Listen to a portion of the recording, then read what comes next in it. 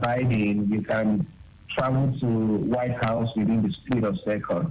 But how can we then have a changed mind, towards the approach we use in delivering value? All right, as business owners, as people pursuing careers, what should we do, to see beyond the money? And as you know, they say money is currency, and currency is derived from the word current. Current flows, money flows to where there is value.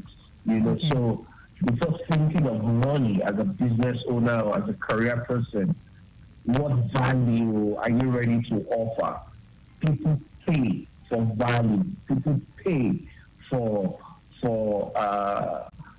value, the value you're creating. So before you think about money, the question you should ask yourself is, what value are you creating as a business owner? What value is your business bringing in? Okay.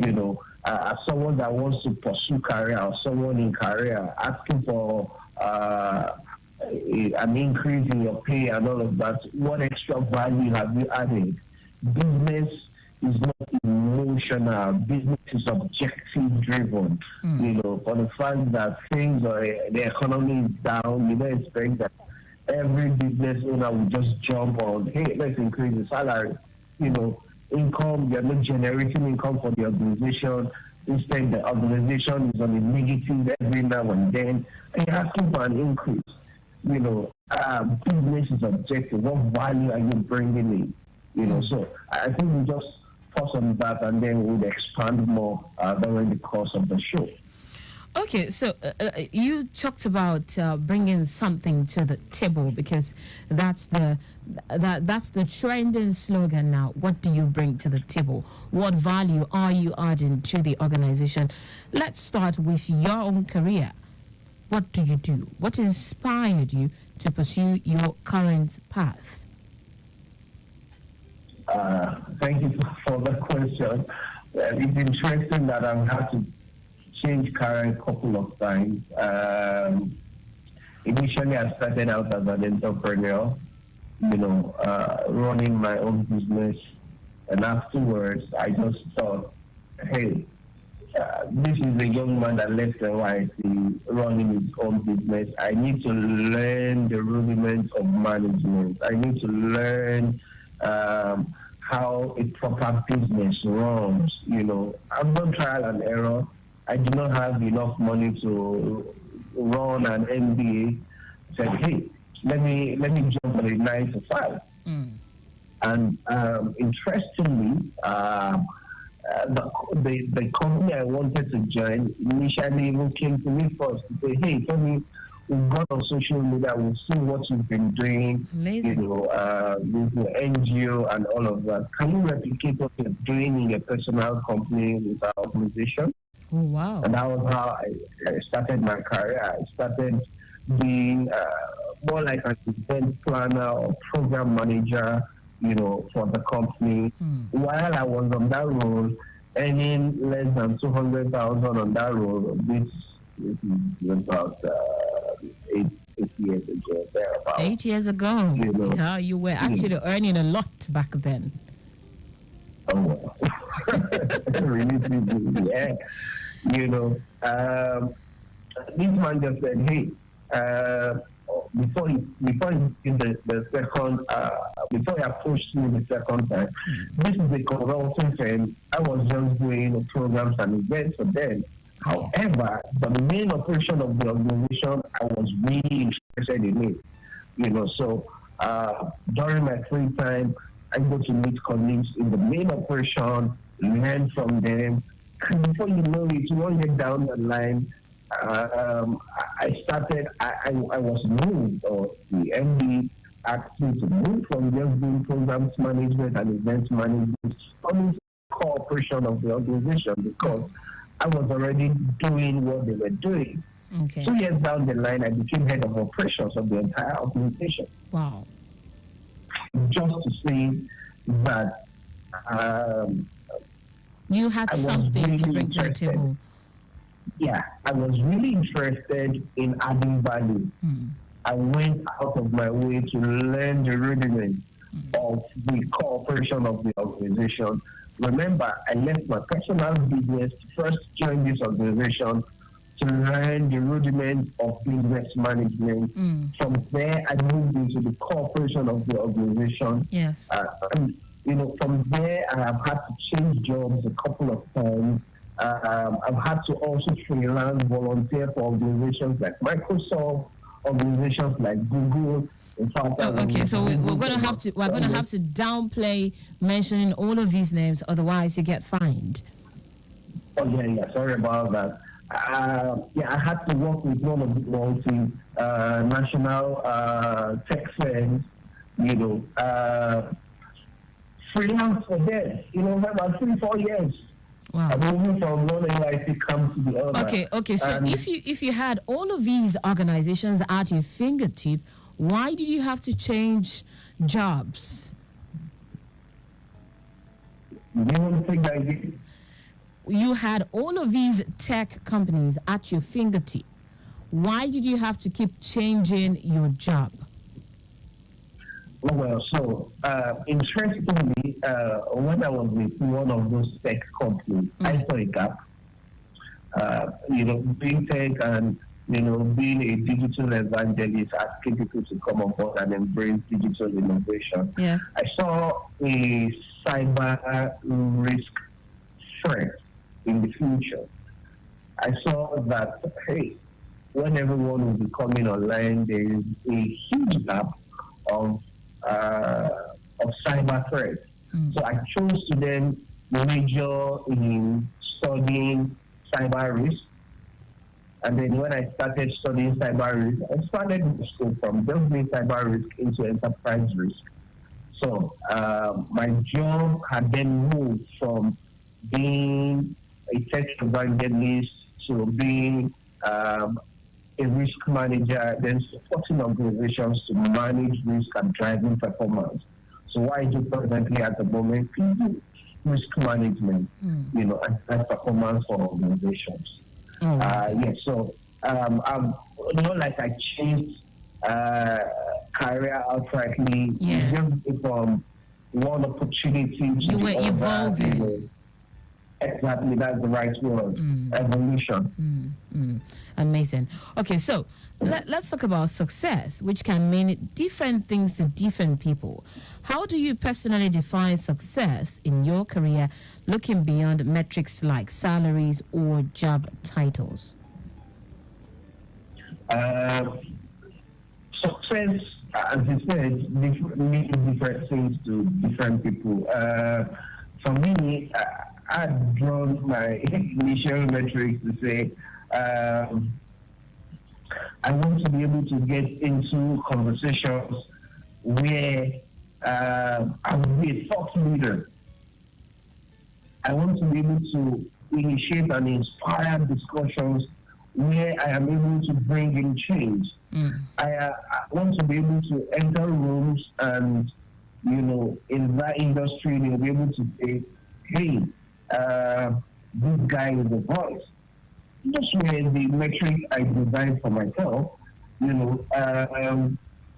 so at every point of my life or career, if I meet any of those, I just tick them off. So beyond money, the ability to be thought leader and inspire change can be a success metric for you.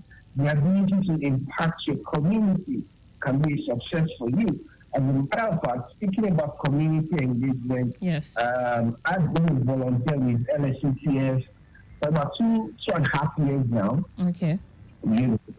Supporting, being part of their girls' event. And then when we were rolling out the main volunteer platform, it was just easy for me to jump on immediately. And beyond that, I have been a volunteer across different platforms. When Lagos was doing the research work, engaging fresh graduates and penultimate graduates to get employability skills, I was on the forefront supporting that cause. Okay. In my small community in a town called Badagry, I have my innovation center, digital hub, where people come in to learn digital skills for free. So that for me is a success. I'm able to impact to the community, able to solve problems. I don't have all the money, but I don't have to dole out cash, but giving out skills that will be able to help young people like myself succeed in future is enough success metric for me. Yeah. So looking beyond the money, define what success is to you, and whatever makes you happy, hey, jump on it. All right, whatever makes you happy, jump on it. And yes, the program is still Accelerate Lagos here on Lagos Traffic Radio 96.1 FM. Today on the program, we are looking at mindset reorientation, going beyond the money. Sometimes you have to sit back and think. Okay, you need to push a bit further and of course, reevaluate yourself to know what other thing should you be considering doing outside making money. Sometimes you just have to do this thing, and then this thing translates to money itself. You don't have to run after this money all the time. Okay, what business can I do? Okay, I need to do this, I need to do that. But then sit down and ponder well on things you can actually invest your time in doing that would actually make this money come looking for you. My guest, if you're wondering who I have been speaking with, I have been speaking with Olufemi Iroko. He is a change and performance catalyst. And very quickly, let's talk about what the roads are looking like on the Funshaw Williams Avenue. Highway manager working on the side of the road at Damalong Bridge, inward Uduelegba, and it's slow descending Uduelegba. The return journey from Yukmori Stadium Barracks, Uduelegba down to Damalong is slow and steady due to influx. Olufemi. Hello, Olufemi. Are you still there? Okay, so values and principles often serve as guiding lights in our career decisions. Could you share some key values or principles you believe individuals should uphold as they navigate their professional paths? For me, at the early stage of my career, I got acquainted with someone who has been a mentor over the years. In person of I started on a couple of things, a couple of values. Just one of them is valuing time and making the most of it. When appointment is fixed for a particular time, get there 15 minutes before time. And if there is a reason why you have to get them in, call ahead of time to apologize and be getting them in. Valuing time is a critical factor for success. So that value is a value I have spoken. The principle that has been a guide, that's just one value. Another value that I hold dearly is making the most of every opportunity that comes your way. They say what makes people poor is passing over opportunities repeatedly. All right, so when opportunities come your way, it gives you an avenue to add value, not necessarily money. What new thing can you add to that person that come your way, that business you're into, or that place of work you're working with? What new thing can you bring on board? That's the second value. The third value that has, always been a guide for me is the fact that whenever I move, I want to move them better than I make them. Okay. So that's the reason why you see me run community engagement and all of that. And this particular value, I also want to leave it with every business owner, especially SMEs. Talking about the principle of money. everybody, people want to buy things, but they are not buying buying the fact that your product looks good. They are buying the fact that your product is meeting a need in their lives. So, how can you create a narrative that shows that your product is appealing to their emotions? And so, when you come online to say, I usually like to cite this example. If, and this is the question I also want to throw to you, if there are two different companies, let's say two of them run a fashion outfit, and one has a social media handle, and every time she comes online, she says, hey, we made the best bespoke gown and all of that. The person comes online today, does that, comes online tomorrow, does that, comes online 3 days after, does the same thing. Mm-hmm. And there is a second company that says, she doesn't want to teach you on how to hem your garment, or want to teach you how to tack your button on your gown when it gets loose, and all of that. The person teaches you one step and say, hey, for you to get the best gown we are available to give you what you want. Which of the companies will you go for? Definitely the one giving you value. So how are you adding value? It is not enough to push your product to people's face. You need to appeal to their emotion, be empathetic, and that way they'll be able to come to you, patronize you, and then money is flow to you. So let that be a value you want to seek with, all right?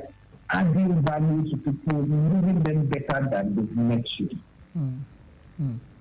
Okay, so what strategies would you suggest individuals employ to ensure their career pursuit align with their values and positively contribute to the society?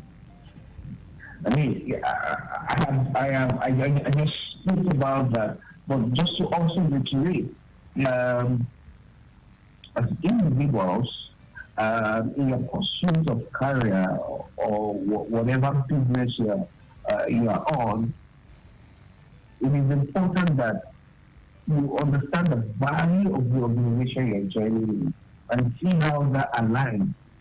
So for someone that is entrepreneurial like me, when you want to join an organization, you look at their core value. If I do not see anything around creativity or innovation, yes, I may not want to easily join, Okay. But when I see values around creativity, innovation, entrepreneurship or entrepreneurial value, then it is easy to align. And then when you come in and you see that they are not living by their values, it is easy to call the attention of the management. Hey, we said we are living by these values. This is my creativity, this is my innovation, this is what I have brought on board. That way, your process of climbing through the rung of the ladder in your career is easier, because most organizations now measure performance objectively. How much value are you able to add to the organization? Okay. All right. So, and when those values align, creativity, innovation, the company is expending X amount of money to run expenses, but you came in, you are now doing X minus 10% or 20%. Due to your innovation and creativity, you save the organization some amount of money. It is enough for you to climb through the rung of the ladder of the organization. Well, some will say, I know some organizations that would not even appreciate your innovation and creativity. My dear, keep doing it and let it be a record. Your next CV you are going to design, put it on record. Let it be on your CV that you save your previous organization X amount of money. The next employer that wants to employ you will be interested in that story. Okay. How are you going to save me X amount of money? So whether your present organization recognizes that or not, just don't worry about that. Let it be on record that you've done this. It is going to be helpful in your next phase of career. All right, then, amazing thoughts there. So beyond monetary gain, What other factors should individuals consider when evaluating career opportunities or building business? First, I would say is people. Does that career give you an opportunity to meet people that will be useful for you in the future? So, again, as we all know, getting access into a house will be very difficult if you do not have the right key. People are the key. You know, most of the best jobs people are getting, they are not getting them through LinkedIn ads or any of those job adverts. Yeah. They're getting them through recommendations. All right. So if you have an opportunity in this new job or in this new career is going to give you an opportunity to meet people of great quality. Yes. Hey, jump on it. It's going to give you an opportunity to network. It's going to give you an opportunity to express your innovation and creativity. Okay. You know, jump on it. If there are problems within the organization and you feel with your skill you'll be able to solve, jump on it. As I said earlier, let success be your record. You know, I think in the company I initially worked with, they were in losses, they were making losses. My first year being head of operation, I only made a profit of 2 million for them. It was not a lot. You know, I made a profit of 2 million, running from a negative account to profit of 2 million. Was a big deal for me. It wasn't a lot to them, but it was a big deal. It was in my record, you know, that I did it. The year after, I tripled the profit. And, you know, that helped me in the next phase of work. So, beyond monitoring the factors you should look at is, except one, does that opportunity of job gives you an opportunity to network, meet people of great quality? Number two, are there problems within the organization you feel your skill will be able to solve so that you can have proper success story? Does that opportunity give you an opportunity to impact your immediate environment, community engagement, and all of that? Are you solving problems? Really give you an opportunity to appear, to make you happy. I want to say appear good, but the goal is not to appear good to people.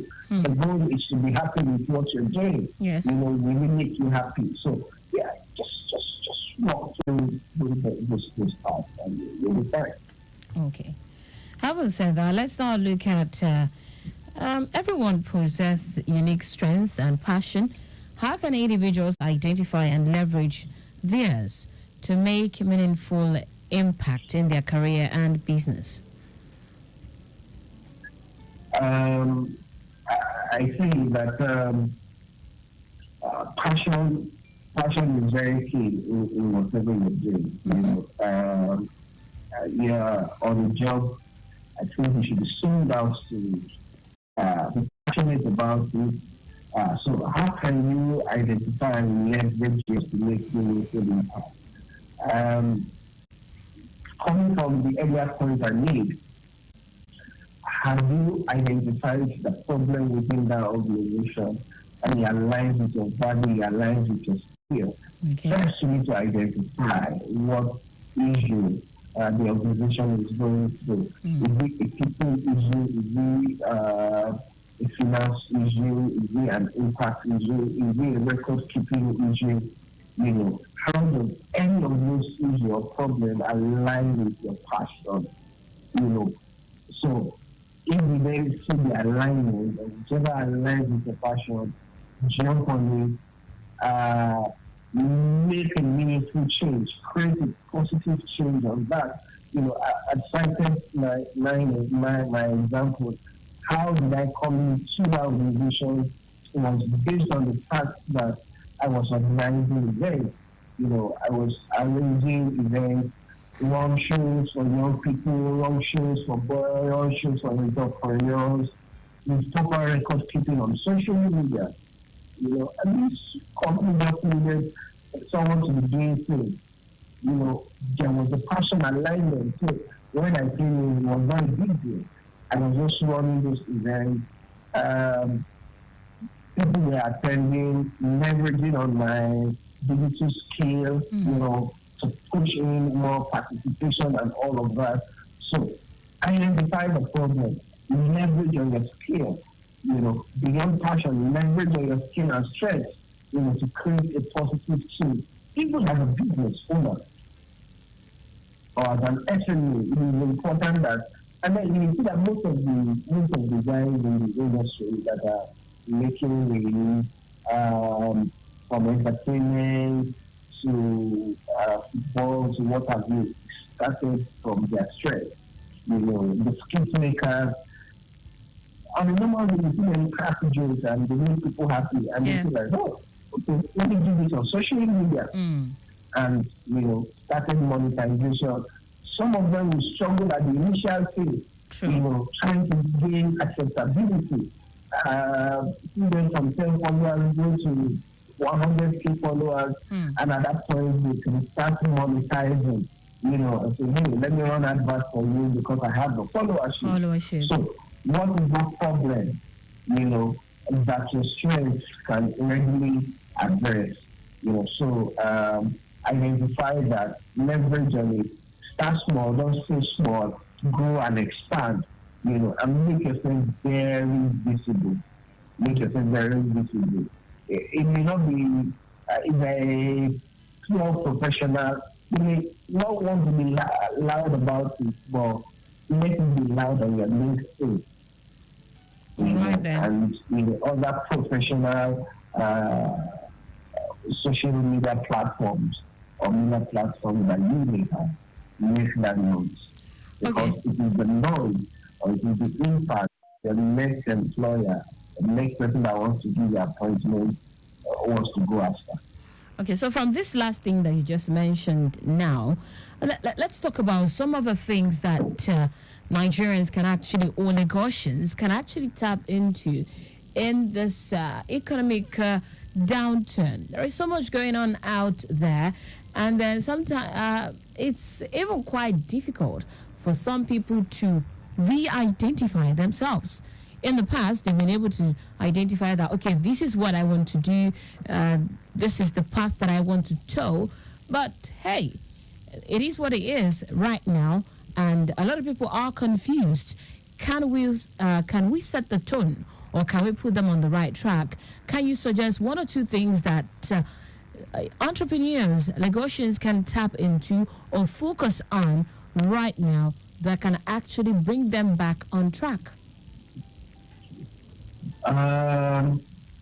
First off is one, engage with NSCPS. First off, NSCPS has a couple of programs, a couple of interventions that one can leverage on. First off, starting from mind reengineering, which is one of the reasons why we're having this show today, mindset reorientation. It is, I see most of people with the mindset that the government or people owe you everything. No, you owe yourself to be great. So nobody owes you anything.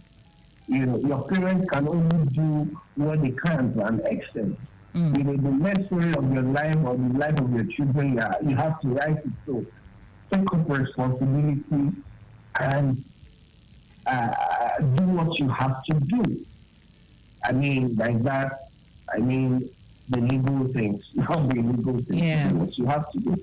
So tap into opportunities in LSEPA and make the leverage on digital platforms. Whatever you're doing, leverage on digital platforms. So let me give you one or two tricks. If you go on search engine, the Google search engine, there are some URLs you can go to know what people are searching for per time. Okay. So, for example, you want to go into, let's say, can be production or balloon or Valentine gift and all of that. if you go to google.com/trend, put in your search word, it shows you how much people have been coming online to search for that keyword. It shows you the location those people are. Now, as an innovative person, create a handle or create a platform, then you can start selling that stuff. Yes. With 1,000 naira, 5,000 naira, you can do sponsored ads. The sponsored ad you want to do is to then target those locations that those searches have been coming from. So what happens is that advert starts showing on the platform of those people within that location, and then you can get the necessary patronage you need. So with that tool alone, that's just one of so many tools you can use to leverage digital platforms. So you are specific with the need of people. Now what you're doing is you're not just doing a business. You are doing a business based on people's needs. And you know the location where these things are needed. So you run your ad, you start your company. When I say company now, I mean let's create social media all for it. That's all you need now to thrive. As a matter of fact, digital platforms are giving us opportunity to start business with 0 naira as long as you have your phone. There's Basira beside you that has a store. She's selling fabric. Unfortunately, she's not been able to make sales because she's been doing traditional way of marketing. But you have a phone with you, you have internet, you have data. Why not go to Basira and say, hey, Basira, let me take 10 pictures of some of this fabric. I'm going to put online. I'm going to help you sell. If I sell, how much are you going to give me? If Basira sells a bundle of fabric for 15,000 naira, you snap those pictures, put on your platform for 22,000 naira, and you're saying you need free delivery inclusive. That's delivery taking 2,000 naira. Already you're making 5,000 naira profit. But then you went the extra mile to tell Basira, I'm not going to pay you 15,000 naira for this. I'm not willing to sell. Give me some discounts. Basira says, okay, I'll give you for 13,000 naira. Eventually, you are making more profit than Basira. 7,000 naira profit. I am not sure Basira is making up to that. Basira owns the cost to get. She's bearing the cost to get the material. Yes. You are just leveraging on your digital platform. So, with 0 naira and your phone and data, you've been able to generate more profits than your battery that had all the money to get these fabrics in her store. Yes. At the end of the day, your battery will thank you because she's not been able to make sales, but with your own digital advert, you'll be able to move her shop from what it was to what it is presently. Yes. You know, I'm sure she'll be able to say thank you to you and perhaps give you some bonuses later on. Okay. So you need to think outside the box. Look for businesses around you that are not doing so well. Even the ones that are doing well, if you try to deal with them to make them sell more, I am sure they will give you good discounts. Leverage on the data you've been using to engage your boyfriend and girlfriend. Leverage on it to make more money. All right, then. Before I let you go, Olufemi, let's quickly touch on how listeners can strike a balance between being profits-driven and purpose-driven in their daily professional pursuit in just a minute. Yes, we need to strike a balance because if you're doing all purpose-driven without being conscious about profit, at some point you'll get broke for the rest of your life. Okay. All right, so it's important that as you are being purpose-driven, you look for a way to monetize your purpose. Yes. It is not enough to say, oh, I love children. I love to teach children. When you start doing that, and you're keeping records, first year, second year, at the third year, you should be able to start some sort of online tutorials where parents can pay a token for their children to come learn because your brand has now been trusted for the last 2 years. Okay.